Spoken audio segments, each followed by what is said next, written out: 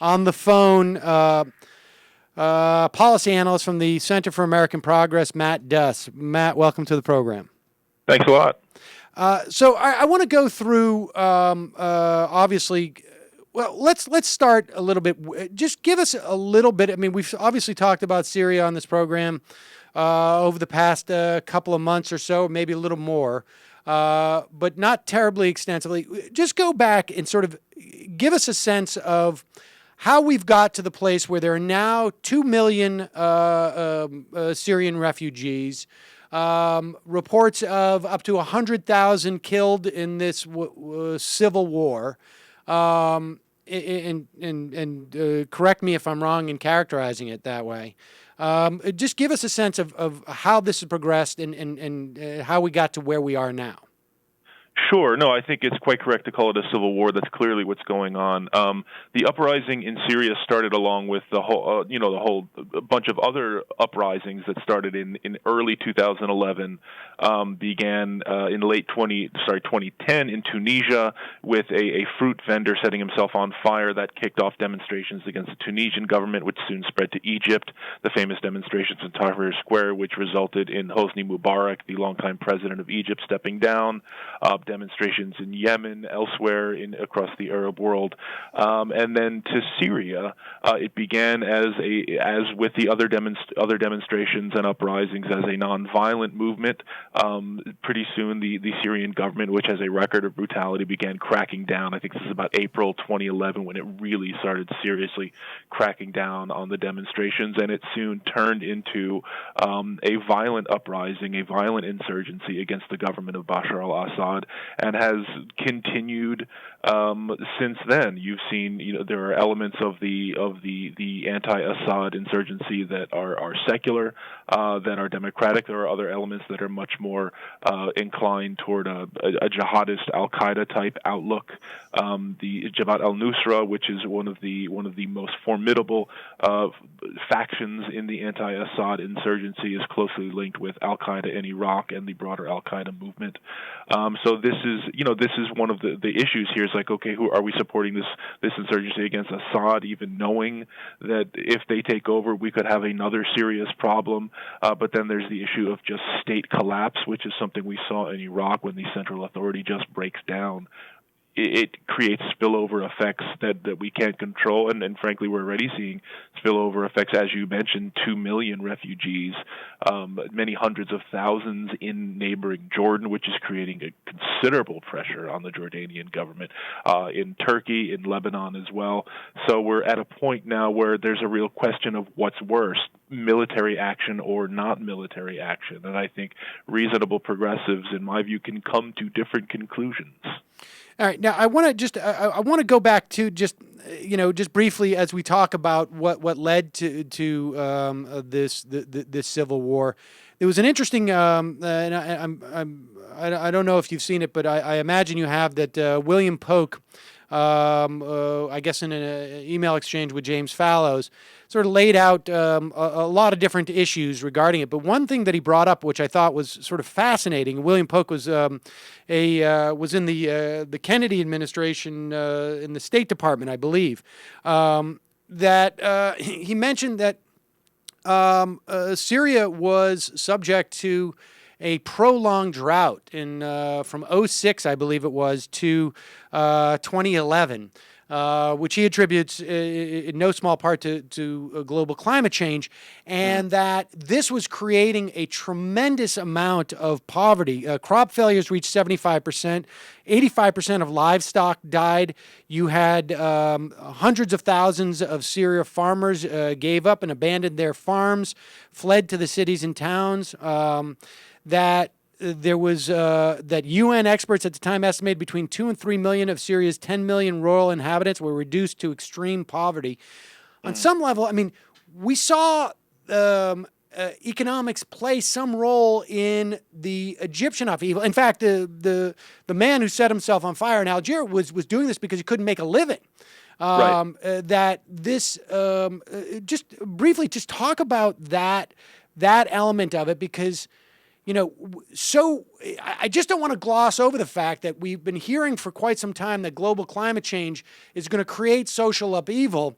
And this seems to me to be a perfect model of how this implicates us, even if we don't have people rioting in the Dust Bowl in this country. Right. No, I think that's a very important point. You're absolutely right. The fruit vendor who lit himself on fire, did so out of frustration with the corruption and his inability to support himself and his family. The lack of jobs and the lack of political or economic development and an economic future was a huge driver, especially among the young people who powered the demonstrations in Egypt, and very clearly one of the factors driving the uprising in Syria. I mean, I think as we know from looking at history, as it even says in the Declaration of Independence, human beings, given the choice, if they're doing well economically, they're willing to put up with a certain amount of tyranny rather than taking the chance of fighting against a tyrannical ruler. But when you add economic deprivation and lack of an economic future to that, that's something that really tends to push people over the edge and into protesting government and even taking up arms. And I think that's what we've seen in Syria. Okay, and now, and before we sort of move forward from recent developments, just give us a sense of where. I mean, I think there's so many factions involved in the rebellion, and it plays into the larger regional dynamics of that break down across sectarian lines in many respects. So give us a sense. I mean, where is the Assad regime in that range of sectarian, I guess, fissures that exist in that region? Yeah, I mean that's really important to understand that this is in many ways a proxy conflict for a number of different combatants and parties. First, the Assad regime, his father Hafez al-Assad, who took power in the early 1970s, is from a very small religious sect known as the Alawites in Syria. They're basically regarded as a small sect of Shiite Islam. They've been allied with the Shiite government of Iran for several decades. They are seen by Iran as their key partner in the Arab world. The alliance with Syria allows Iran an entree into the Levant area. Syria is a key transfer point for weapons for Hezbollah in Lebanon. So what we see is a competition, as we saw in Iraq, a sort of competition with Iran on one side and Saudi Arabia on the other. Saudi Arabia being one of the main supporters of the opposition against the Assad government. So you've got that sort of Cold War, although not so cold in Syria, between Iran and Saudi Arabia. You've also got the aspect where you've got Russia as another main backer of Syria. They have a deep water port there in Tartus that they value a great deal. So as we've seen, they value that relationship with Assad, but it's also a point of leverage for them. They can kind of tweak the United States a little bit. So you've got an element of this which is a growing competition between the United States and Russia.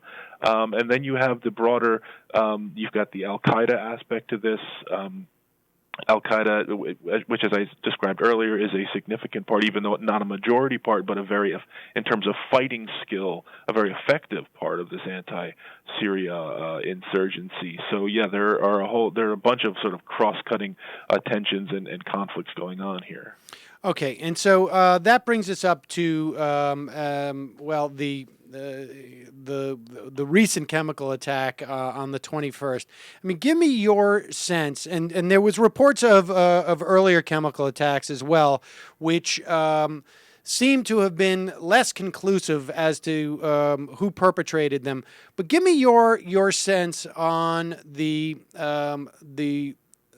your sense of just how sure we are or are not that it was the Assad regime that perpetrated these chemical attacks. Well, let's see. We haven't seen the actual evidence from UN inspectors yet, but we do have an assessment by the U.S. intelligence community that assesses with high confidence that these weapons were used by the Assad regime. I do think I think it's always good to be skeptical about intelligence, but I do think it's also worth noting that the intelligence community feels very, very acutely hangover from Iraq and wants to be very, very certain here. I'm not saying that's a dispositive case for believing it. I'm just saying it's good to understand that they feel, as more than anyone, that they have to get this right.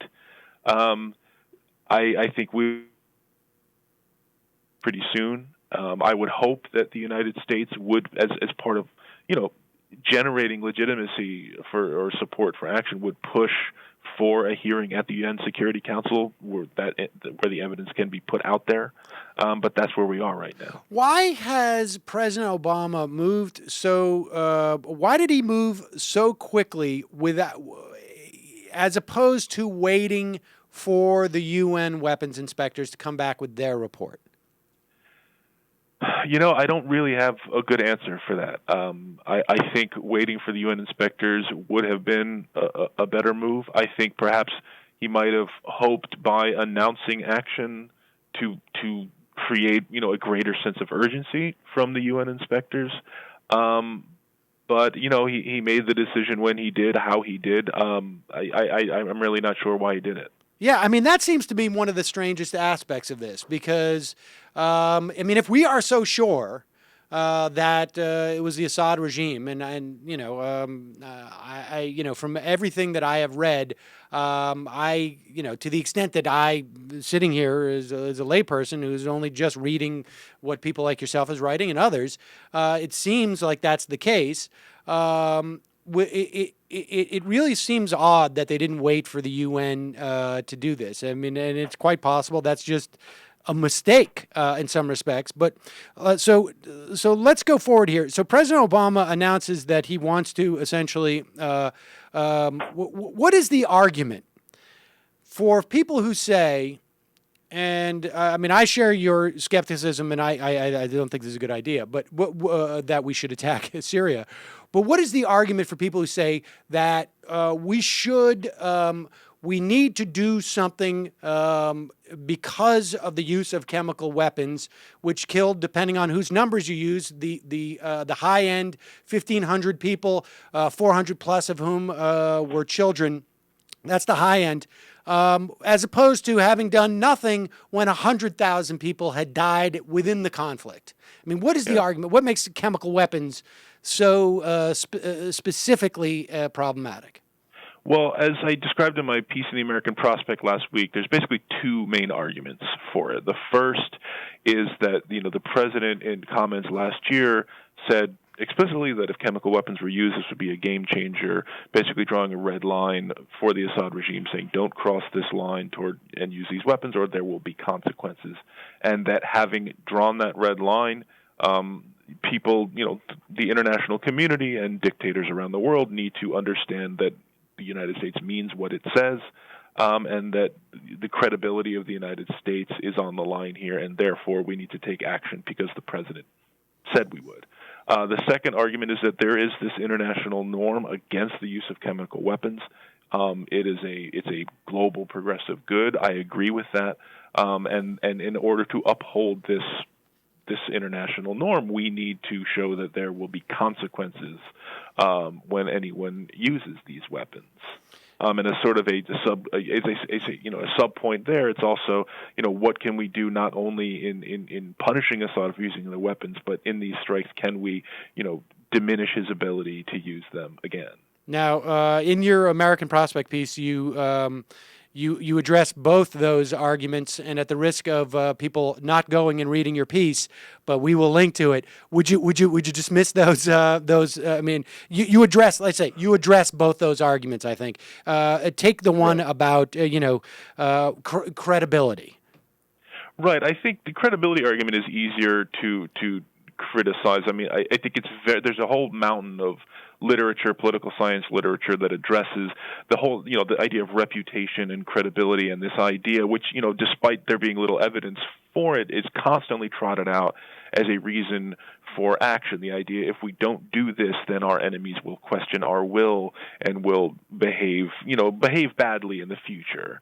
But the actual evidence shows it's very, very difficult to predict with any certainty how adversaries or friends or allies will interpret actions or inactions. So this idea that, if we don't punish Assad, or or if we don't enforce this red line that the president drew, then everyone around the world will say, oh well, the United States doesn't mean what it says. I mean, there's just very little evidence historically that that's the case.